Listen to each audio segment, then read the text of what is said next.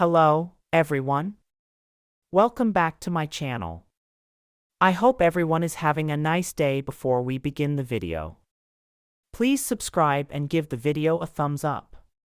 Greg's relationship with Joan is in jeopardy after 90-day fiancé dowry drama.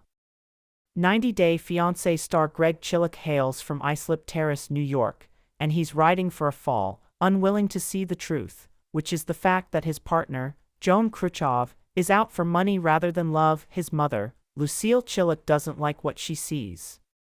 In fact, dowry arguments may harm the relationship.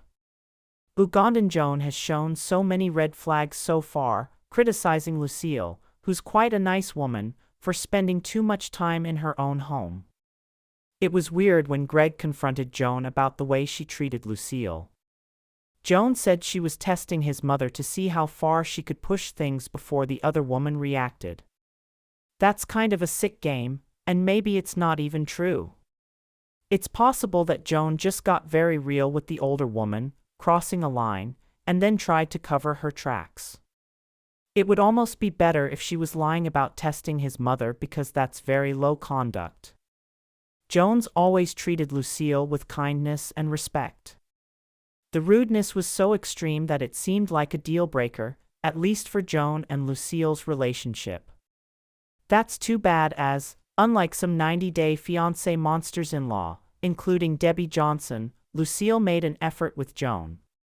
Lucille complimented her on her work ethic in the home.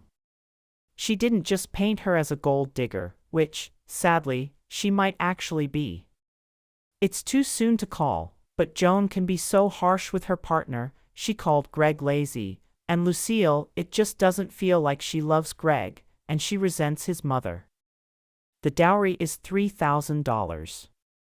That's not a great deal of money, but it's enough to create stress for Greg, who reportedly scraped together $5,000 for their wedding. That's not a lot of cash to pay for a wedding in America. It seems like Lucille is the one paying for most things. In the season, he's been looking for work but hasn't found a job yet, although he had an interview. The dowry is a tricky issue. It's tradition in her native country.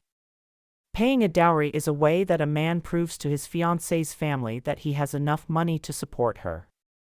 That information was shared by Joan during a recent episode. She says that Greg must pay the dowry, he can't get out it and still marry her.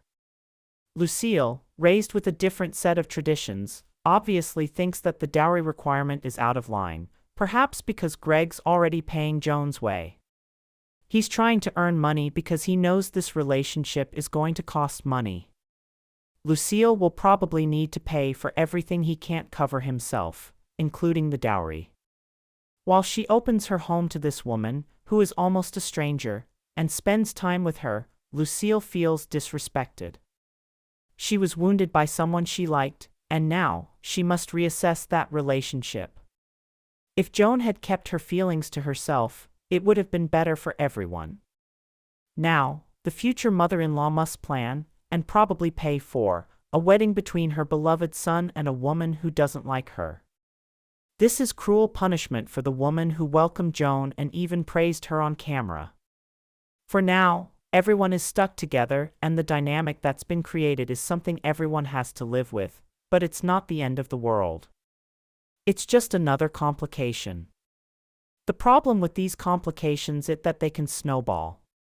They can morph into real problems that lead to splits. People who don't think before they speak often regret it later.